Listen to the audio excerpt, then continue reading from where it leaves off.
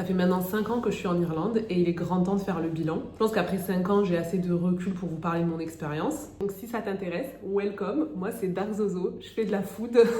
Pas du tout, mais je suis beaucoup dans la folie. Et pour une fois, je vais vous parler d'un sujet un petit peu plus sérieux. Dans cette vidéo, je vais aborder plusieurs thèmes. Pourquoi j'ai choisi l'Irlande, le choc culturel, le travail, le coût de la vie et la vie sociale. Alors pourquoi l'Irlande? Ça a été complètement l'œuvre du destin. Pendant mes années d'études, je faisais une licence LLCER anglais. J'ai eu la possibilité de partir en Erasmus. J'ai rempli le dossier d'Erasmus sans grand espoir parce que du coup dans notre université ils nous rappelaient tout le temps que les gens qui partaient en Erasmus c'était que les meilleurs des meilleurs. J'étais une bonne élève mais je faisais pas partie des meilleurs. Et en plus de ça, j'avais pas plus de volonté particulière que ça de bouger. J'ai juste rempli le dossier parce que tout le monde le faisait. Je me suis dit bon vas-y fais-le, au pire de toute façon t'as rien à perdre. Au moment de remplir le dossier, on a le choix entre plusieurs pays d'Europe et évidemment nous on se concentre sur les pays anglophones. Je faisais une licence d'anglais, j'allais pas partir en Pologne quand même. Enfin, le but c'était que j'avance dans mon projet d'avoir ma licence. Et donc on avait le choix entre Angleterre, Écosse, Pays de Galles, Irlande. Tout ce qui était lié au Royaume-Uni, ça m'intéressait pas parce que je me disais j'ai moins de chances d'être prise là-bas parce que j'avais l'impression que tout le monde allait postuler à Londres, Birmingham, etc. Et je me suis dit bon chien, je vais aller regarder en Irlande, c'est sûr il y a personne qui veut y aller là-bas. En fait je parcours la liste pour l'Irlande, il y a plusieurs villes avec les universités différentes et en regardant la liste je me dis Galway, ça me dit quelque chose ça. Galway girl,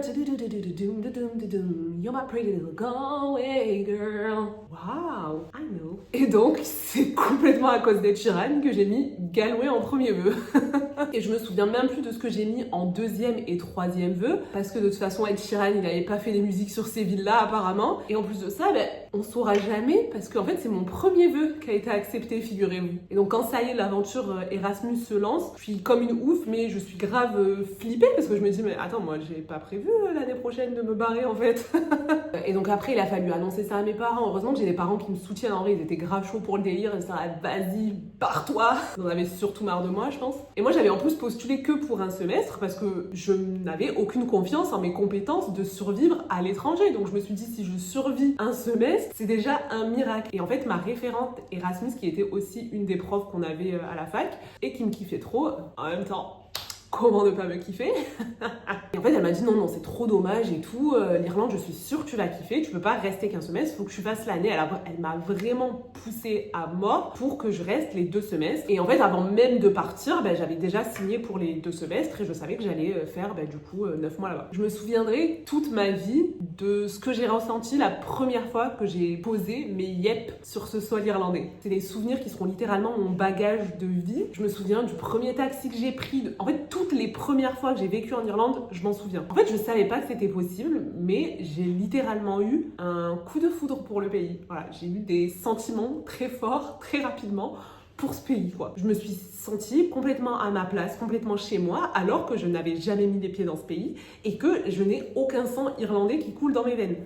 J'ai complètement pété. Je passe une année vraiment de folie, mais en même temps, le contexte, il était fou. Enfin, je suis à l'étranger, j'arrive très vite à me faire des potes, on est là, on a un bon groupe. Enfin, c'est exceptionnel, vraiment. Et quand je suis rentrée en France, je suis très vite tombée dans le down parce que déjà, bon, évidemment, l'ambiance n'était plus pareille, le contexte n'était plus pareil, mais au-delà de ça, je vois une vraie différence entre les pays. Et c'est fou parce que j'arrive déjà à ce moment-là à voir le contraste entre ces deux pays juste par rapport à ma personne, c'est-à-dire moi, musulmane, française, d'origine maghrébine. Pire dans tout ça, c'est que j'arrive à capter cette différence alors que visuellement, en fait, à cette époque-là, j'étais pas voilée, donc ça se voyait pas que j'étais musulmane. Mais l'ambiance était vraiment complètement différente. Et puis en fait, moi je suis de retour en France, mais ma vie elle continue. Dans tout ça, très rapidement, j'entame mon master. Je commence un job étudiant dans l'une des plus grosses boîtes américaines. Et là où je vais faire une rencontre, je vais rencontrer mon coloc, Marie, ça va appeler ça comme vous voulez en fait, d'accord? Et on travaillait donc tous les deux dans la même entreprise. Et j'arrive à le motiver très rapidement à ce qu'on bouge, qu'on change de pays. Et l'avantage qu'on avait, c'est que du coup, l'Irlande, c'est quand même le berceau de tous les QG européens, de toutes les grosses entreprises américaines. Et en fait, on se motive l'un l'autre à postuler et on se dit, écoute, le premier qui arrive à avoir un taf, on se casse. Il a eu un taf et on s'est cassé. Et le truc hyper cool, c'est que du coup, en arrivant en Irlande avec quelqu'un d'autre, avec quelqu'un qui n'y a jamais été, qui connaît pas le pays, du coup, j'ai pas non plus que mon prisme, j'ai aussi son prisme. Et c'est là, à ce moment-là, que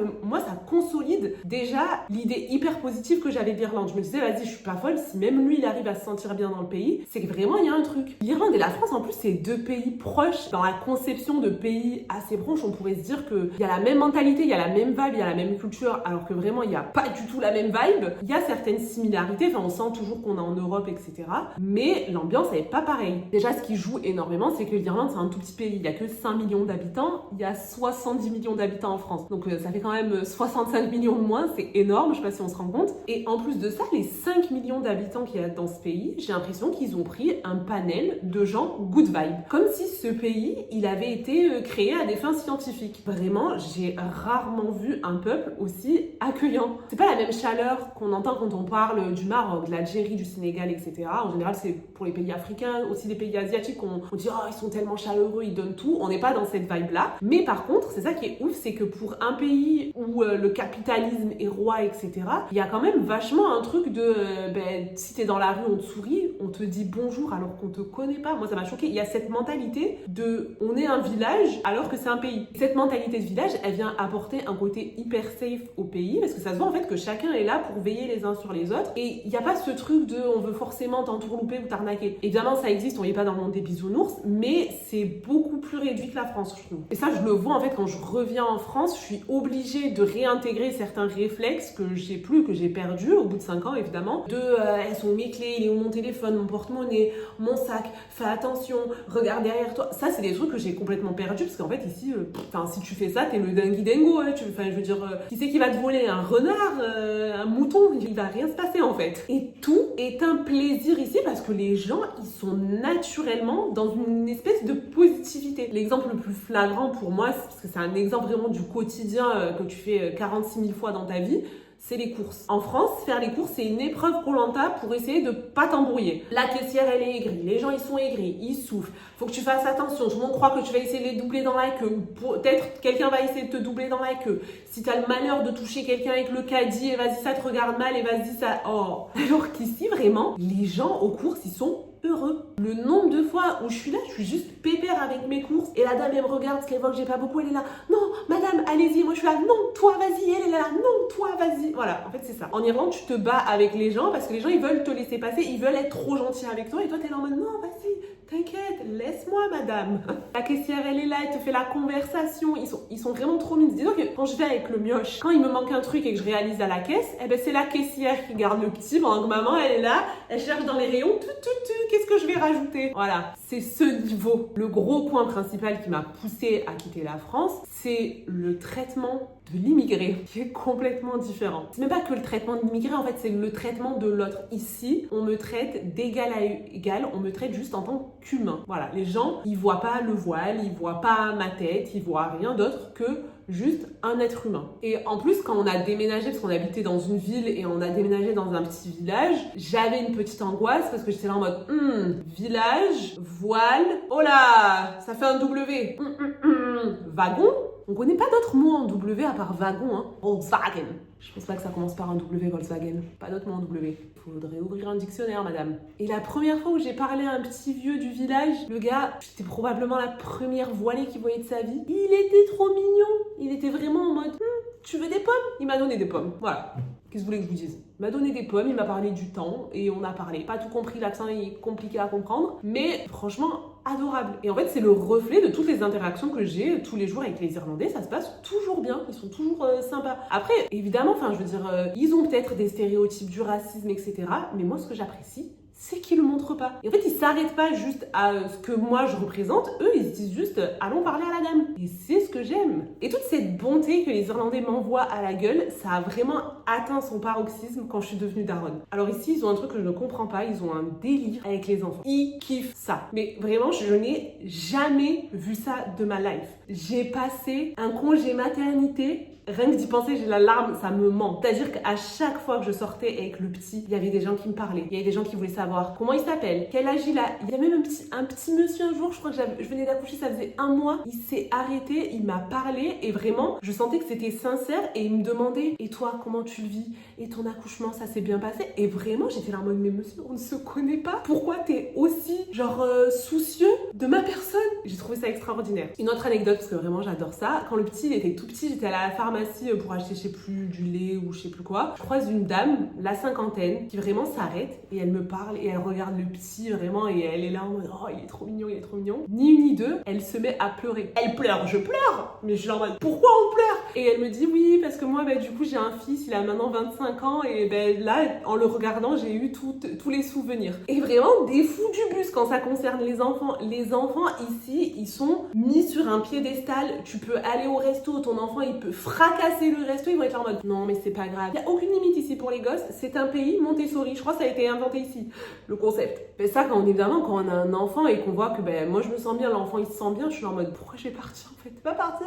Je quitterai pas, je partirai pas. Au niveau du travail, c'est extrêmement facile de trouver du travail ici. Bon, c'est un peu plus difficile maintenant parce que tu connais la crise, la guerre, Détroit d'Ormuz, Trump, la France de Macron. Voilà. Faut savoir que l'Irlande, c'est probablement l'un des pays d'Europe dont la part de la population immigrée représente le plus par rapport à la part de la population totale. 1/5 de la population est immigrée. Voilà. On apprend des choses ici. Et ça s'explique parce que depuis les années 70, l'Irlande, c'est le seul pays d'Europe qui connaît une population décroissante. Ça s'est rectifié ces dernières années parce qu'en fait, il n'y a pas longtemps, ils ont atteint la barre des 5 millions d'habitants. Enfin, ça faisait 48 000 ans qu'ils essayaient de l'atteindre. En gros, pour vous dire, il y a moins d'habitants en Irlande maintenant que ce qu'il y en avait en 1700. Ils ont une histoire très compliquée qui n'a pas aidé pour la croissance de la population. Mais aussi, il faut se l'avouer, il y a des Irlandais partout. Vous allez dans n'importe quel pays, il y a des Irlandais. Et donc ils sont là, boum, ils se baladent partout sur la terre, on dirait des Arabes. Le grand remplacement, que voulez-vous?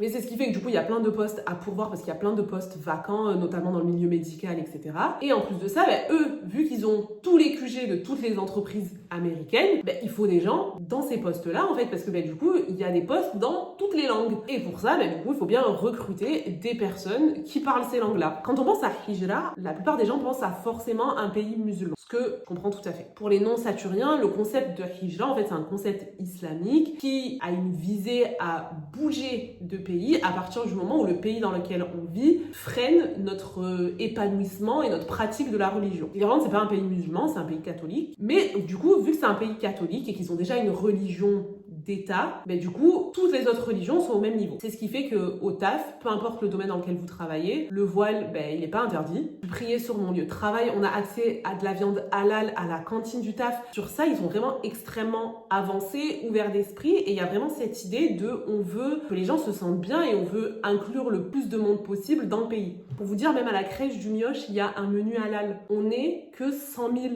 musulmans en Irlande. On est combien déjà de musulmans en France? Et ça, dans l'épanouissement professionnel, je trouve que c'est hyper important parce que ça apporte cette petite bulle de légèreté où tu te dis, en fait, tant que je fais mon taf correctement, tout ça, ça n'a pas d'importance. Et c'est ce qu'on veut. Et en plus de ça, les salaires, ils sont plus élevés qu'en France. C'est notamment dû au fait que, du coup, la différence entre le brut et le net, elle est moins élevée parce qu'il y a moins de taxes, il y a moins de cotisations, etc. Mais t'as quand même accès à une qualité de vie correcte dans le sens où on pense toujours à la sécu. La France, dès que tu quittes la France, la sécu. Vous savez que dans la plupart des pays du monde, les gens arrivent à se soigner. Les mutuelles, c'est un concept international. C'est-à-dire que même aux US, où le pays il est catastrophique en termes de santé, les gens ont une mutuelle. En Irlande, on est très loin, heureusement, du modèle américain. C'est-à-dire qu'on a des mutuelles, mais on a aussi une petite cotisation qui s'appelle la PRSI, qui est une cotisation de santé. C'est un peu la même cotisation que la Sécu, je pense. Je suis pas une experte. À partir du moment où tu travailles, en fait, tu as accès à une mutuelle, etc. Je veux dire, le mythe de la sécu, à un moment donné, on n'en peut plus. Évidemment que la sécu, c'est exceptionnel et que le système de santé en France, il est quand même très solide, mais il y a des pays qui s'en rapprochent plus ou moins. C'est pas non plus... En fait, c'est pas un extrême ou l'autre. C'est pas la sécu et les autres pays. Il y a d'autres alternatives, d'accord? Et évidemment, c'est pas le pays des bisounours. Donc, si le salaire il est plus élevé, le coût de la vie, il est plus élevé. C'est comme ça que ça fonctionne partout, en fait. Je vais vous résumer la qualité de vie en une phrase. C'est les prix de Paris avec la qualité de vie de Limoges. Voilà. Ce qui coûte le plus cher, évidemment, les loyers. L'Irlande traverse depuis des années une grande crise du logement. Il n'y a pas assez de logements pour la population. Moi, je pense que le prix des loyers, ça dépasse largement Paris. Je vous explique. Parce qu'en fait, ici, tu peux payer un loyer extrêmement cher et la qualité du logement est extrêmement basse. Quand je dis extrêmement basse, c'est genre Moyen-Âge. Tu peux payer 2800 € de loyer pour que le frigo, il soit à côté de ton lit. Après, tout le reste, ça coûte vraiment juste un peu plus cher que la France, pas non plus démesuré comparé au loyer. Le seul truc qui est moins cher que la France, le poisson. Voilà, c'est une info. Prenez-la et faites-en ce que vous voulez. Mais après, moi, j'ai vraiment pas décidé de venir en Irlande pour les salaires. Tout ça, moi, je m'en tamponne. Ce qui me compte le plus, c'est ma paix et mon paix apparemment. Au niveau de la vie sociale, je trouve que c'est primordial quand tu es immigré. La vie sociale, ça devient vraiment ton cocon. Après, ça dépend évidemment des personnalités. Il y a des gens qui n'aiment pas les gens et en général, ils sont seuls et personne n'a envie de traîner avec eux. Et ça, voilà, c'est leur fête et s'ils sont heureux comme ça, tant mieux. Mais moi, ma personnalité, c'est trop important. Et surtout, en plus, quand t'as plus ton entourage, t'as plus ta famille, t'as plus tes amis, t'as plus aucun repère, il faut à un moment donné que t'aies des points d'ancrage avec des personnes. Et je trouve que c'est hyper facile de faire cette démarche de te créer un cercle à l'étranger, encore plus en Irlande parce qu'il y a quand même beaucoup d'immigration, parce qu'en fait des gens comme toi qui ont quitté leur pays, qui n'ont pas leur famille à côté, etc., il y en a à la pelle. Donc c'est hyper facile comme ça de construire sa petite communauté, son petit groupe. Le culot ultime, c'est vraiment en France, on a toujours tendance à dénigrer les communautés, à dire telle personne, tel groupe, ils traînent qu'entre eux, ils se mélangent pas. Les Français à l'étranger, spoiler alerte, on fait la même chose. C'est-à-dire que 99% de mon groupe, c'est les Français. En même temps, c'est plus facile de connecter avec des personnes qui parlent ta langue, qui ont les mêmes rêves que toi, etc. On a aussi plein d'amis d'autres pays, mais c'est très difficile, je trouve, de se faire ami vraiment avec des Irlandais, parce que en fait, eux, ils ont déjà leur cercle. Eux, ils sont dans leur pays, ils ont déjà leur famille, ils ont déjà leur cercle, ils n'ont pas besoin de l'agrandir, en fait, leur cercle. Et du coup, toi, t'es tout seul dans ton cercle, donc évidemment que tu vas rajouter des personnes, alors que eux, leur cercle, il est déjà probablement plein, en fait. Pour vous dire, ma seule amie irlandaise, en fait, on est amis parce qu'elle a vécu 15 ans en Italie. Même l'Irlande, pour elle, c'est nouveau, quoi, parce que elle a plus ses repères, elle a plus ses amis de l'époque. Quand t'as passé 15 ans dans un pays, quand tu reviens, le pays, c'est pas le même, les gens, ils sont partis, ils ont déménagé, etc. Elle a toujours sa famille, mais elle a pas forcément d'amis de l'époque. Et donc, elle aussi, elle se rattache aux gens à qui elle peut se rattacher, et se rattacher à moi, qu'est-ce que vous voulez que je vous dise. Ça, vraiment, si j'ai un conseil à vous donner, c'est aimer les gens, en fait. La vie sociale, c'est trop important. Déjà, quand tu restes dans ton pays, c'est important, mais imagine, quand t'as plus tes repères, ça devient ton socle, ton soutien. Et ça, vraiment, j'en suis encore plus reconnaissante en étant mère. J'ai pas ma famille de sang à côté, mais heureusement que je me suis construit une famille ici, en fait. Parce que vraiment, ça m'a tellement aidée dans mon postpartum, dans tout, tu vois, quand ça va pas, de te dire, vas-y, je peux avoir un relais, mon enfant, je peux, le tège chez quelqu'un, même si on se plaint souvent que je le fais pas assez. Même si tu jettes pas ton enfant chez quelqu'un, en fait, juste le fait de te dire, je peux prendre mon enfant et aller chez quelqu'un, ou même si je suis seule à la maison, je sais qu'à un moment donné, il y a quelqu'un qui va m'envoyer un message, qui va prendre de mes nouvelles, qui va me rendre visite, etc. Et je trouve que ça aide vraiment trop quand tu peux te retrouver dans des situations un peu isolées comme ça, parce que quand t'es daronne, le congé maternité, c'est vachement juste toi et l'enfant, et de se dire qu'en fait, il y a un monde qui continue à exister, ta vie sociale, elle continue à exister, ces gens-là, ils étaient là avant, ils seront là après, et vraiment, je trouve ça trop beau. Et franchement, je suis trop émue, je vais pas chialer, je suis un bonhomme, d'accord, les hommes des Z. On a créé ce groupe, on a créé des mini-humains qu'on a rajoutés dans ce groupe, et ces mini-humains, en fait, ils vont avoir un lien tellement solide, je trouve ça fou. Et s'ils auront ce lien super solide, c'est parce que déjà, entre nous, on a ce lien hyper fort. Je vais finir cette vidéo avec une métaphore que j'ai créée dans ma tête, parce que je pense souvent à des concepts et des trucs, j'adore les métaphores. En France, quand on parle d'immigration, on parle tout le temps d'intégration et d'assimilation. Mais en remettant la responsabilité complète sur la personne immigrée de s'assimiler et de s'intégrer. Et en fait, la vie, ça marche pas comme ça. C'est un peu comme poisson-pêcheur. Vous vous souvenez le jeu auquel on jouait quand on était petit là? Il y a des pêcheurs, ils sont comme ça, ils se tiennent la main et ils font poisson, pêcheur, et il y a les poissons, tchouk tchouk tchouk, et après tu captures des poissons, et ces poissons-là, ils deviennent pêcheurs à leur tour. Et en fait, quand tu vis dans un pays qui est pas le tien, c'est exactement ça qu'il faut qu'il se passe. Pour devenir pêcheur à ton tour, faut que à un moment donné, les pêcheurs, ils t'aient invité à jouer à poisson pêcheur. Parce que si eux, ils font pas la démarche de te pêcher, en fait, toute ta life, tu vas rester un poisson, en fait, t'auras jamais l'opportunité de rejoindre le clan des pêcheurs. Donc la responsabilité de l'intégration et de l'assimilation, elle n'est pas que sur l'immigré, elle est aussi sur les personnes qui sont déjà installées dans le pays. Je pense qu'on ne fera jamais de meilleure fin de vidéo que ça. Finir une vidéo sur poisson pêcheur, mais je crois que vous vous rendez pas compte en fait. J'ai même pas 1 million d'abonnés. Je suis trop underground. Je vous invite à méditer là-dessus et à en faire une dissertation. Vous avez 4 heures. Bye!